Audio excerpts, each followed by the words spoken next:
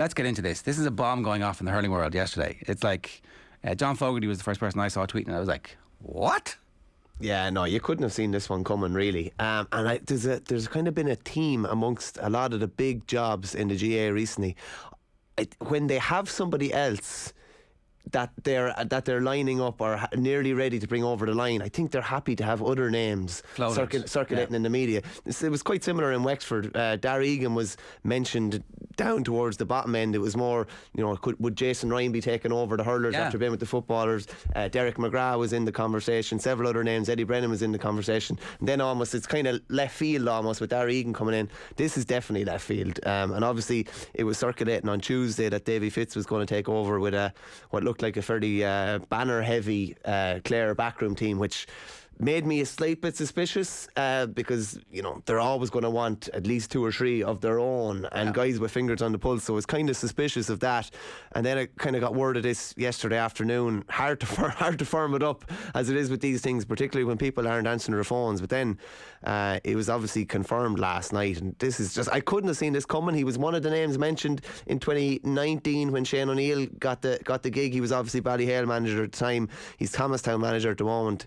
For his first foray into inter-county management, to be with Galway and it to not be against Kilkenny, and the fact that you are guaranteed that you are playing Kilkenny next year. There's no random draw next year. They will play them in the round robin stages of the Leinster Championship, and there's a likely chance that they will play each other in a Leinster final, and he would come up against Master Cody, who he won 10 All-Irelands with, Shefflin is the embodiment of that Kilkenny team, you would say, and he's going to come up against his former master now, and it's going to be so interesting. Cyril Farrell had a great line last night where he was saying, obviously the first time I saw Henry Shefflin was when he was playing for Waterford IT, and it wasn't even, I was like, who's this lad? He was on taking frees, and it's that career, that kind of self-made aspect of his career as well, that not just the skill and the ruthlessness that defined that Kilkenny team, but the fact that he was his own man as well. So it was Cody's team, but they were all their own men. Like, as we get to know them, particularly after they retired, there were no shrinking violets. There was no kind of like, they were all whipped into shape and they all did what Brian said. They kind of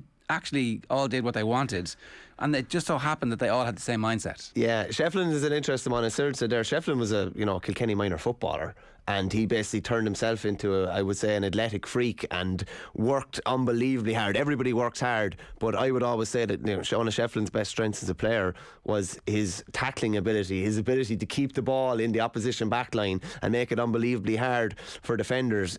He worked so hard. He set the tone for that Kilkenny team, I would say. Eddie Brennan was obviously on last night as well, and he mentioned that, and I've heard him saying it before about Henry was going to be missing the Friday night before some big game. So he was there the Tuesday night and basically left them all with a distinct message that, I'm not going to be here Friday night. Essentially, he said to, rile you up or get you ready. So ye have to be ready yourselves. I'm going to be ready. Are ye going to be ready?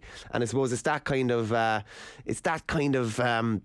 mindset that he has clearly brought to management already. You have to say as well, this is like Henry Shefflin, the greatest player we've probably ever seen. 10 All-Irelands, 11 All-Stars. He's only managed for 3 years.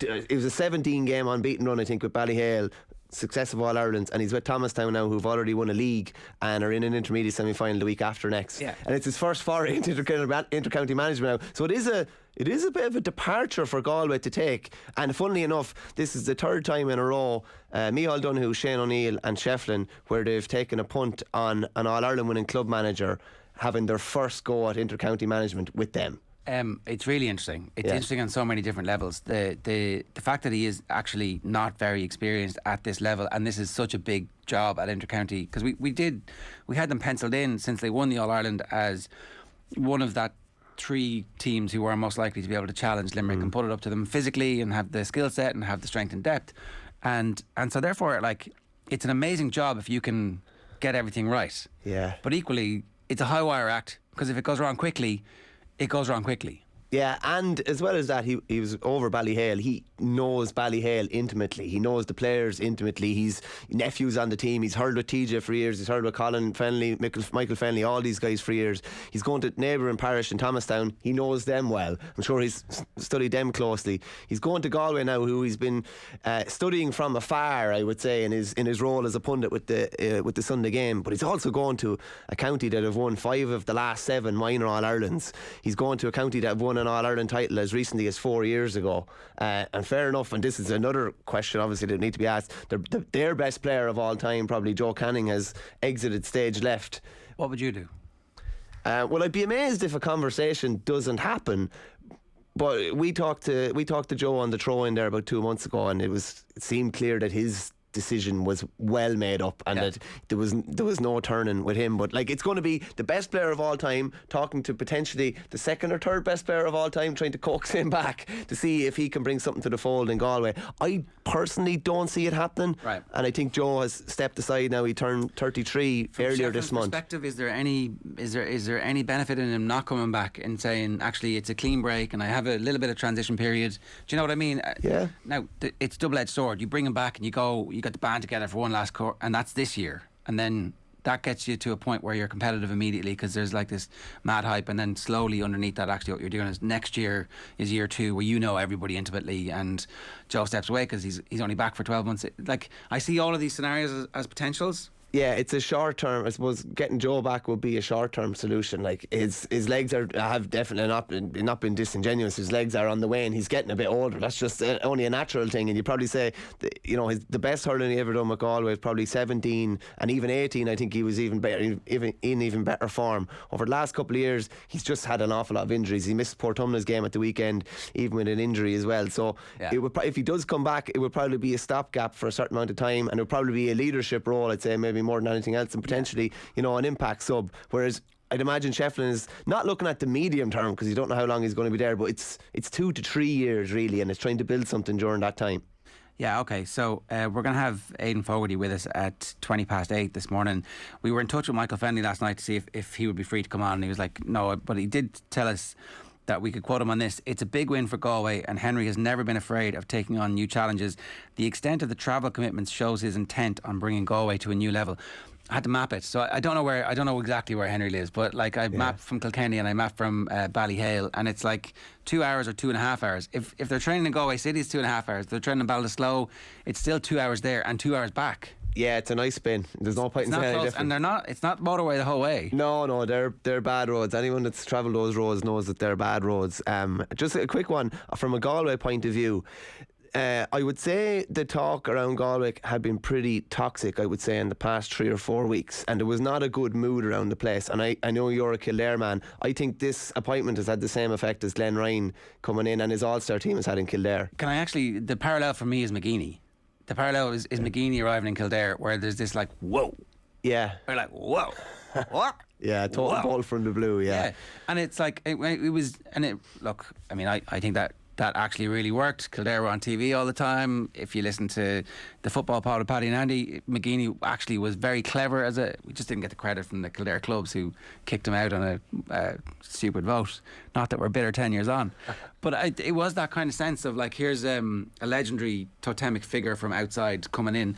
I think the point you make about the Toxicity disappearing is also true. So it's double whammy. It's like, yeah, it's amazing. It's just optimism is sky high within Galway. I didn't see any negative coverage. I'll put it that way. Like, because people are so surprised. Like, at the end of the day, fair enough. He's only managed 2 teams, and he's in the 3rd year of his managerial career at the moment. But it's Henry Shefflin. It's the greatest player that's ever played the game. And it's like, the way I'd equate it would be, it's like, a 2-year-old horse who has produced this unbelievable form, and you don't know what he could be. Could be anything as a 3-year-old, he or she. Yeah. Shefflin could be anything as an intercounty manager. He could be. The world is his oyster at the moment, and the fact that he has the belief in himself to go somewhere where he's going to be the centre of attention, he's going to be coming up against his own.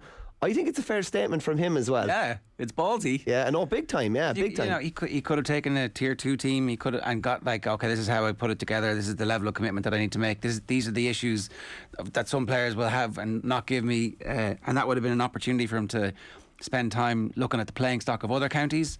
But no, it's like, big job, thanks very much. I'm not messing around here. I think he's all about timing. Like, he wasn't planning on taking over Ballyhale. They had just, for them, they had gone to a low ebb. They'd been beaten in a county semi-final, and he wanted. Yeah, I know that's for any other club, that's a normal thing. And he thought they were underachieving. He was right, though. In fairness, he was definitely right. And by all accounts, like, with the talent that they had available to them, yeah, it's an unbelievable talent that they had. But there was plenty of little things going on in the background that he had to iron out and sort out, and he clearly did, because he got the best out of a brilliant group. But when you have lots of really good players playing like that, there obviously are egos and there could be issues there as well.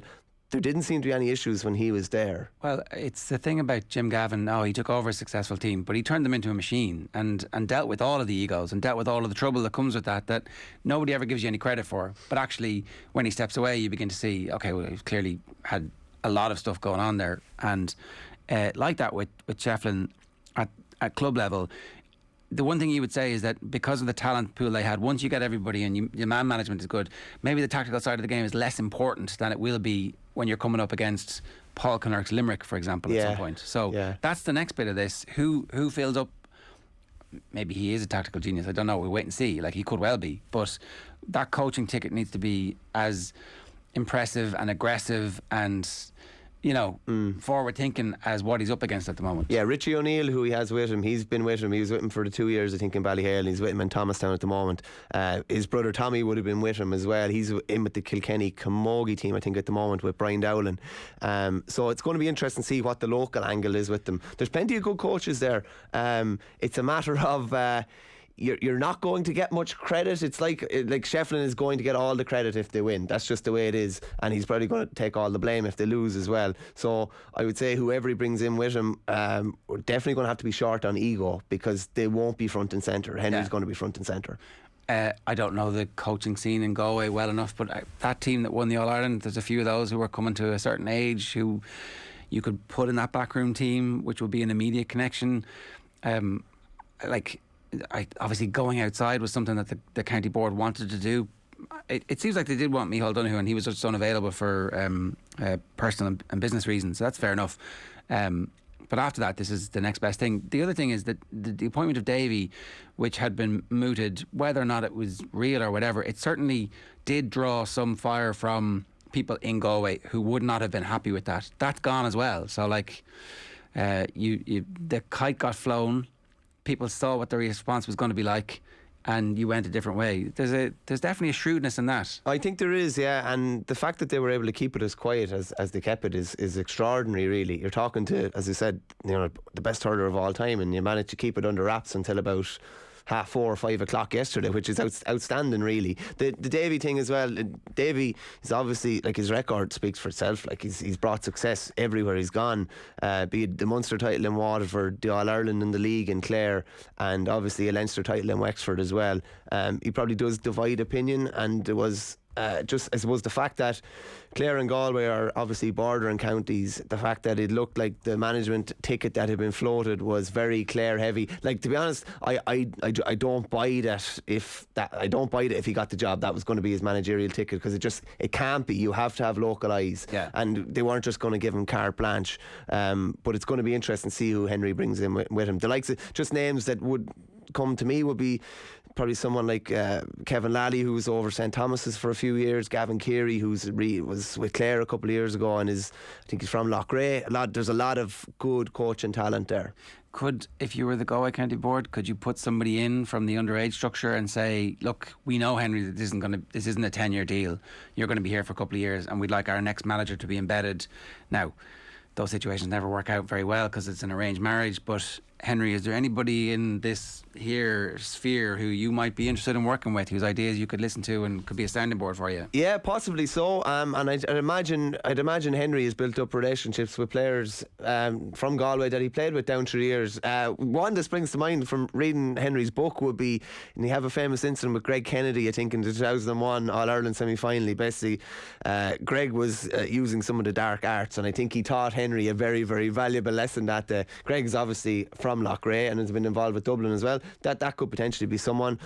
Wouldn't be that surprised if someone like Ollie Canning was brought into the equation as well. Guys that I'd imagine he has formed relationships with Galway players that he would have come up against in the last 15 or 20 years, and I wouldn't be a bit surprised if one or two of them are in there with him. I presume the TG Car cameras are now suddenly down doing the intermediate hurling semi-final in Kilkenny next week. Like, Yeah, it's one of the most interesting games in the country. Well, it was going to be interesting anyway because they're coming up against Owen Murphy's Glenmore and JJ Delaney's Fenians are in the other side. So you could do a double header. Yeah, so it could be potentially JJ versus Henry in a county final. So JJ playing in the forwards or just scoring heavily? What's the... No, he's up full forward. He scored okay? 1-2 the last day. Like, I think he's 39 now, and we all know him. I was only saying this the other day. We all know him as the fullback or the wing back who comes in from behind and cleans house and catches ball, but he's probably doing the opposite now, and he could be potentially being bullied as a full forward, but he's obviously getting on fairly well.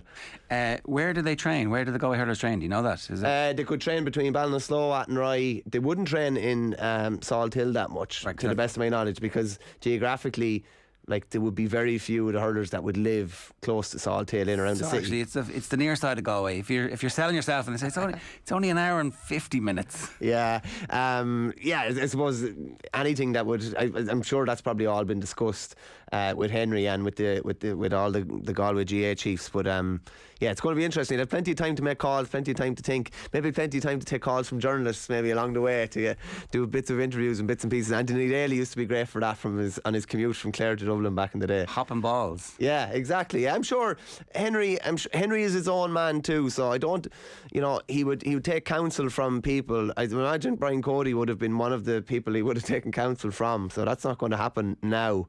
It's going to be like, that's just going to be, they could meet in the league. I don't think they will actually. I think they're in opposite sides of the league, but they're definitely going to meet in the Leinster Championship, and that's box office immediately. Like, the Leinster Championship, definitely the poor relation over the last number of years. We all know it. There's no point in lying about it. But all of a sudden, it's like, oh, hang on a second, we've got to watch this. Yeah, we love a good sideshow. Like, it's hard to beat something like that, and it's something that you never would have thought would happen. And again, Henry's first foray into inter-county management his hand could have been forced somewhat. He probably does want to get experience. He probably does want to be Kilkenny manager.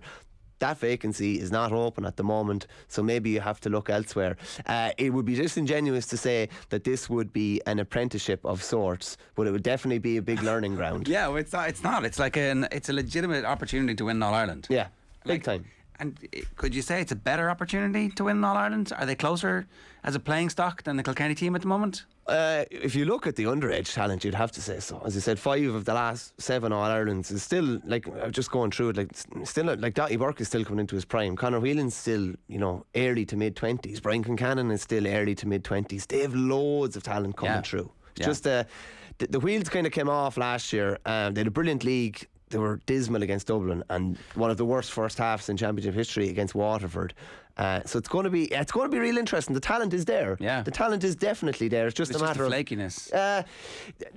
I don't know about flakiness, but what we would have said about Galway, maybe 10 or 15 years ago, that you don't know what you're going to get on a given day. Last year was the first time in a long, long time that was the case once again. So it's going to be interesting to see if he can iron that out. And that is the exact opposite of what Shefflin was. You always knew what you were going to get. Pretty much, yeah. The consistency was always there. You knew you were going to get 8 out of 10 every day. Yeah. OTB AM live in association with Gillette. Good morning. Start with Gillette. Put your best face forward with their new and improved razors.